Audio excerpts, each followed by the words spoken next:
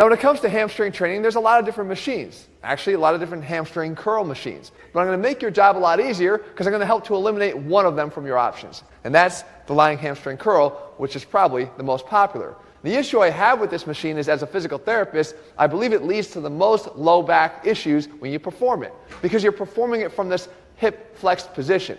And what happens here is, as you're trying to move the weight, especially as they get heavier and heavier, you're going to drive your knees or thighs down into the pad, further promoting isometric hip flexion, which is going to pull on your low back and oftentimes lead to that low back pain I talked about. With so many better options available, I say let's pass on this and instead give it the big red X as the first and the worst in our gym machine rankings. This is such a nonsense video that even my little cat understands why this makes no sense. To dismiss an entire exercise simply because you have had bad pain experiences on that exercise suggests that everyone is like you and therefore everyone will have the exact same experience. In fact, if you've lifted for long enough, you've likely had pain on every kind of exercise, at least at some point. Getting pain on an exercise does not make that exercise bad. It might just mean that you need to adjust the way that you're doing it or adjust the load that you're using. In addition, the thing that bothers me most about these kinds of videos is that Jeff uses a lot of jargon to make it seem like he's making specific and precise points,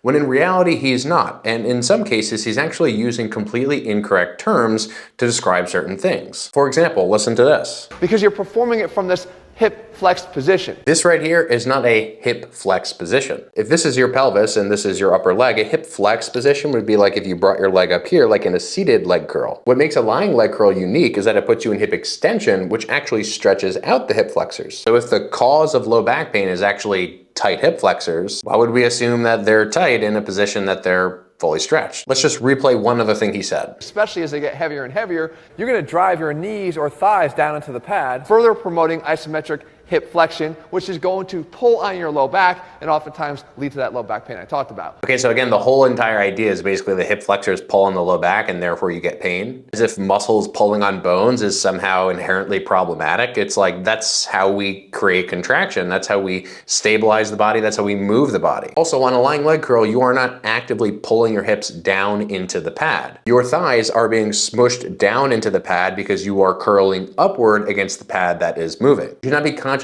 pulling your leg bone directly into the pad because the weight of the exercise does that for you. Overall, be very careful of people like Jeff who make very absolute claims with little to no substantiation, and often claims and concepts that are meant to sound technical and professional, but actually have no accuracy whatsoever.